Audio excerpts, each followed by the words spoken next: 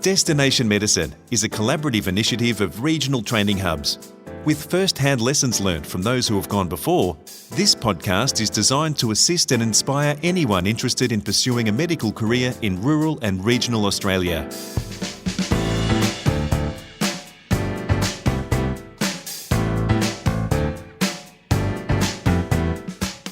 Welcome to Destination Medicine. I'm Nicole Goodman. You've heard the term Rural Generalist, but what would that really entail as a career choice? The government would like more of you to consider becoming a Rural Generalist.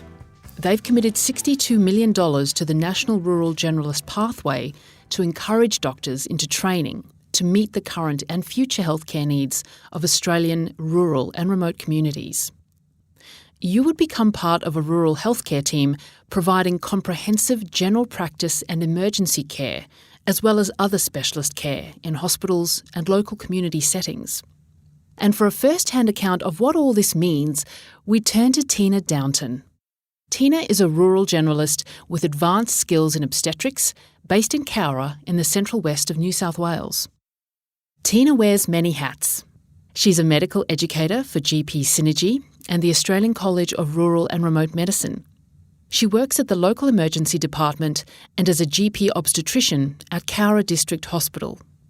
She has a 1 in 8 roster of being ward supervisor and she works in general practice. And as if she had time for anything else, somehow she fits in running, playing soccer for the local team, playing the piano accordion in a folk band, and raising chooks. But let's go back to the start. When did Teena first realise that she wanted to study medicine and become a rural GP? Teena takes Heather Dawson back to her later school years. When I was in Year 11 and Year 12 at school, I had to start thinking about which university degrees I wanted to apply for, and that's when I had to start thinking about what career path I was going to pursue. I guess I found myself drawn to doing a career, something to do with health, as it would allow me to use my interest in biology and helping others, and then I decided a bit further that I wanted to do medicine, as I'd seen some of the good work that the GPs in my community were doing. They seemed to be quite well regarded for their knowledge, and they were very much appreciated for the care they gave to their patients. I unfortunately didn't get into medicine straight out of high school, and so I spent some preparatory time doing a Bachelor of Medical Science at the University of Wollongong. And during that degree, I found that my exposure to health and medical concepts reaffirmed my interest in heading in the medical career direction. However, interestingly, my involvement in extracurricular activities at the university through the University Rural Health Club actually helped put me on the rural career path I am on today. When I was growing up, I heard from a lot of people that one had to go to the city and get more in the metropolitan centres to get ahead in your career and to have an important career. However, through my involvement with the Rural Health Club, I found that this was actually wrong, and that by bucking the trend and going rural with a health career was actually a great way that you could still challenge yourself to become a better health professional, for me, become a better doctor, while still having a great time and having a rewarding standout career. So essentially, I decided I wanted to do rural practice when I was in my university training, but I really settled on doing general practice once I became a doctor. Well, can you tell us a little bit more about the pathway that you took to become a rural generalist? I successfully applied to enter onto the GP training pathway when I was undertaking my internship at Tamworth Hospital. I completed my resident year also at Tamworth Hospital before taking up an obstetric position at Orange Base Hospital as part of the New South Wales Rural Generalist training program. In the obstetric position which I held at Orange, I learnt how to manage women in labour, manage various complications associated with birth and delivery, and perform caesarean sections. Through that training year, I was able to achieve the requirements of the advanced diploma of the Royal Australian and New Zealand College of Obstetricians and Gynecologists, which recognised that skill set, and subsequently moved to Cowra in the central west of New South Wales to consolidate those skills and complete my GP training. I completed my GP training last year in 2018 and now working as a fully qualified rural GP, obstetrician and rural generalist in Cowra. So what sparked your interest in obstetrics, and have you thought about becoming a full-time obstetrician?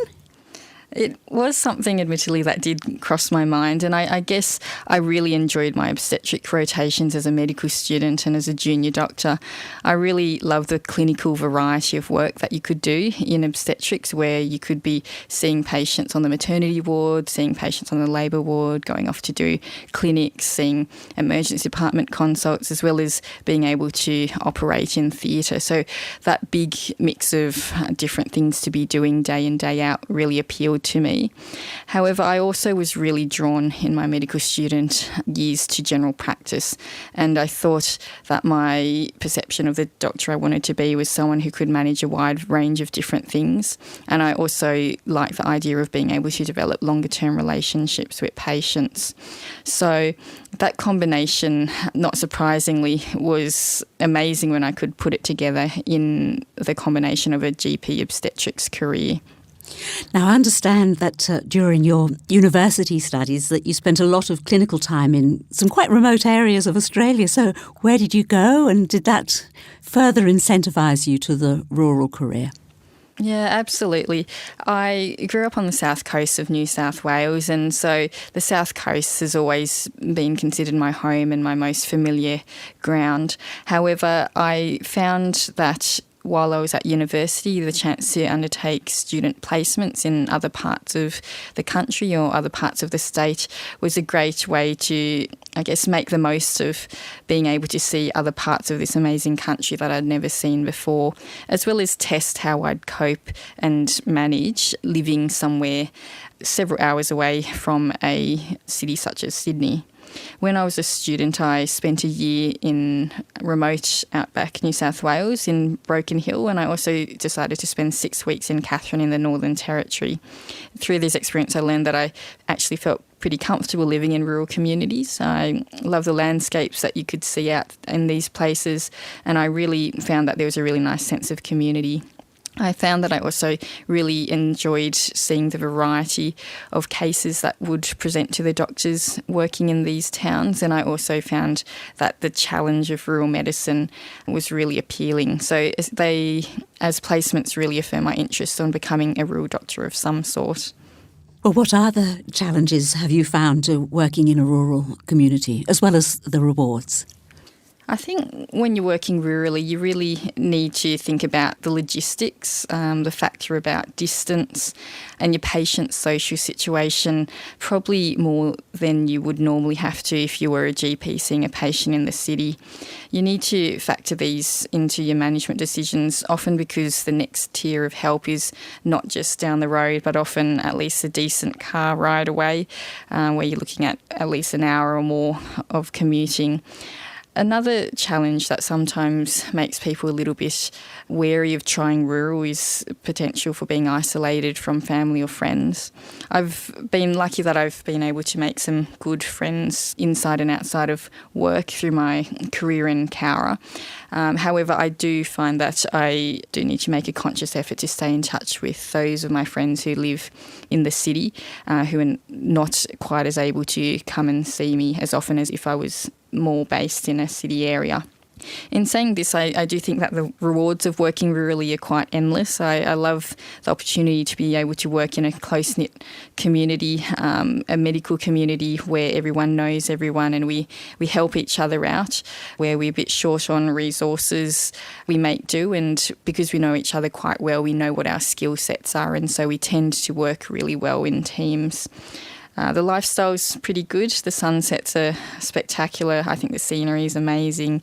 And patients are genuinely quite friendly and appreciative of the doctors in the town.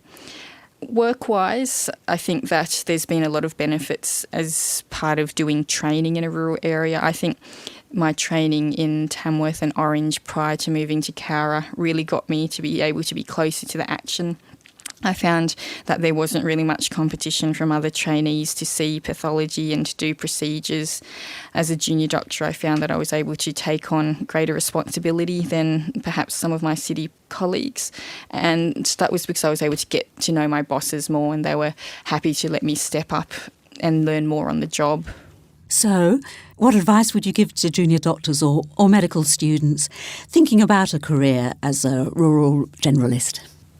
Well, I'd say consider Rural Generalist as a exciting and quite flexible and open career option that you can essentially mould it and play with it as to suit your interests and suit the needs of your community. It's a career option which really allows you to extend yourself clinically, and it'll give you the confidence to essentially be able to manage a wide range of potential medical problems that might come through the door. It's got great variety, and it's really truly rewarding to be able to be providing a service in some of these smaller communities that essentially is helping patients be able to access quality care close to home without having to travel vast distances.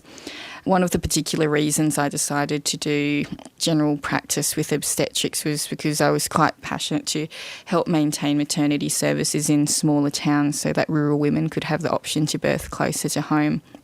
I guess the other advice I'd give is that you don't have to become a rural GP or a rural generalist to contribute to rural communities. There's lots of other ways, either through advocacy or taking into account factors of your rural patients, that you can make sure that rural patients, wherever they are in the health system, are well looked after. Do you have or have you had a mentor to help you along the path you've taken? I've been fortunate to have a lot of positive people around me during my medical student and junior doctor training who have supported my interest and passion in becoming a rural GP and also becoming a rural GP obstetrician.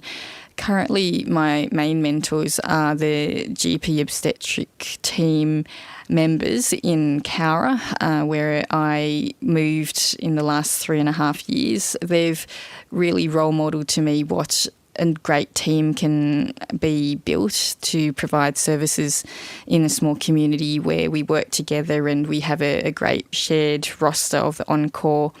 And they've really shown to me what I would like to do for a decent part of my career to have that great variety in my work, but also help maintain an important local service. Oh, well, final question, Teena. Any memorable moments in your career that you'd like to share with us?